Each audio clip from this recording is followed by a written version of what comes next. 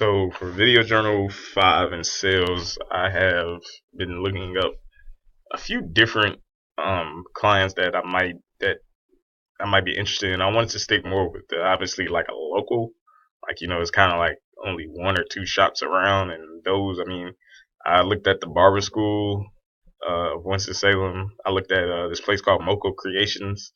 It's a shoe store for mainly women, but I know it's in a location near my house. It's not far from my house, and I've only seen one of those, so I'm pretty sure it would be easier for me to talk to the boss.